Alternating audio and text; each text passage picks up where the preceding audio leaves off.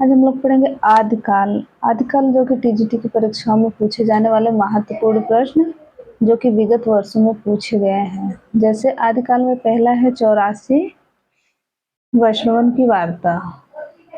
पूछ लेता है कि 84 वैष्णवन की वार्ता किसकी रचना है। तो 84 वैष्णवन की वार्ता है गोस्वामी गोकुलनाथ की रचना। 84 वैष्णवन की वार्ता गोकुलदास की रचना है। व्याख्या जैसे इसमें देखते हैं कि 84 वैष्णवन की वार्ता गोस्वामी गोकुलनाथ की रचना है। इसके अतिरिक्त 252 वैष्णवन की वार्ता यानी कि 84 वैष्णवन की वार्ता और 252 वैष्णवन की वार्ता इन्हीं की रचना है। नाभादास ने एक रचना किया है जो कि बहुत प्रसिद्ध रचना है जिसका नाम है अष्टायाम। वल्लभाचार्य ने एक बहुत ही प्रसिद्ध रचना की है जिसका नाम आर्षभाष्य एवं नंददास की रचना है सुदामा चरित। ये इन लोग की प्रसिद्ध रचनाएं हैं। अगला प्रश्न हम लोग देख रहे हैं सरहपा। सरहपा का संबंध निम्न में से किससे है। तो सरहपा का संबंध सिद्ध साहित्य से है। किससे है। सिद्ध साहित्य से है। इनको सिद्ध कहा जाता है। सरहपा का अनेक नाम है। सरहपा, राहुल भद्र और सरोज। तो आदिकाल के सरहपा के बारे में व्याख्या देख रहे हैं। आदिकाल कवि सरहपा। सरहपा का संबंध सिद्ध साहित्य से है। सरहपा को राहुल संस्कृतायन ने हिंदी के प्रथम कवि माना है। राष्ट्र साहित्य से चंद्रवरदाई, जगनिक, नरपतनाल आदि रचनाकार संबंधित हैं। किससे। राष्ट्र साहित्य से। नाथ साहित्य से गोरखनाथ, चरपटनाथ, चौरंगीनाथ आदि कवि संबंधित है। और जैन साहित्य से संबंधित कवि हैं शालिभद्र सूरि, जिनदत्त सूरि, आचार्य देवसेन, आशुभ और विजयसेन आदि। अगला प्रश्न हम लोग देख रहे हैं आदिकाल को वीरगाथा काल किसने कहा है। तो आदिकाल को वीरगाथा काल कहा है रामचंद्र शुक्ल जी ने। वीरगाथा काल क्यों कहा है। तो इसमें वीरों की रचनाओं का, वीरों के बारे में जो वीर आदिकाल की रचना है उनमें वीर गाथा यानी कि वीरों का वर्णन किया गया है। आदिकाल को वीरगाथा काल आचार्य रामचंद्र शुक्ल ने कहा। हजारी प्रसाद द्विवेदी एवं डॉक्टर नागेंद्र ने आदिकाल तथा राहुल संस्कृतायन ने सिद्ध सामंत काल कहा है। आदिकाल को राहुल संस्कृतायन ने कहा है, क्या कहा है। तो सिद्ध सामंत काल नाम से जाना गया है।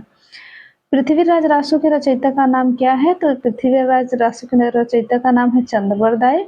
और आचार्य रामचंद्र शुक्ल ने पृथ्वीराज रासो का प्रथम महाकाव्य माना है और चंद्रवरदाय को प्रथम महाकवि माना है। पृथ्वीराज रासो के रचयिता कौन है। तो चंद्रवरदाय हैं।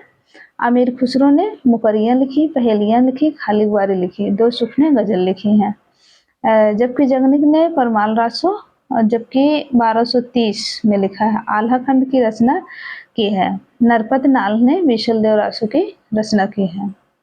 तो कुमार रासो के रचयिता कौन है। पूछ लिया जाता है कुमार रासो के रचयिता कौन है। तो कुमार रासो के रचयिता है दलपत विजय। इनका एक ट्रिक से याद करते हैं केडी यानी कि केडी दलपत विजय।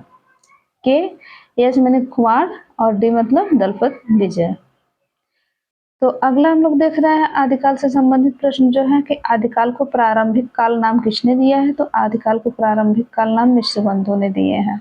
तो व्याख्या में देख लेते हैं कि आदिकाल को प्रारंभिक काल नाम मिश्रबंधु ने दिया। मिश्रबंधु ने प्रारंभिक काल को दो भागों में बांटा। पहला पूर्व प्रारंभिक काल जो कि 700 से 1343 ईस्वी तक चला। उत्तर आरंभिक काल जो कि 1344 से 1444 तक चला।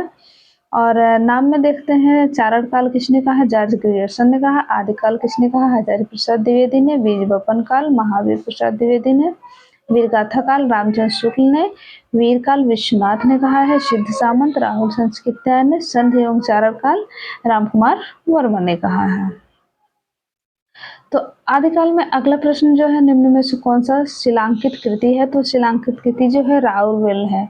तो राउरवेल ग्रंथ शिलांकित कृति है। इसके रचयिता रोड़ा है। तो रोड़ा का समय जो बताया जाता है वो 10वीं शताब्दी में बताया जाता है।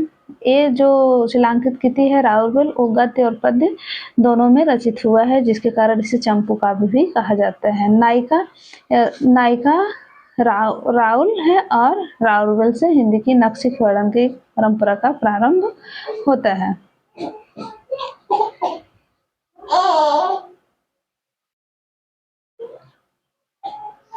शैलभद्र सुर की रचना का नाम क्या है? तो शैलभद्र सुर की रचना का नाम है भारतेश्वर बाहुबली रस।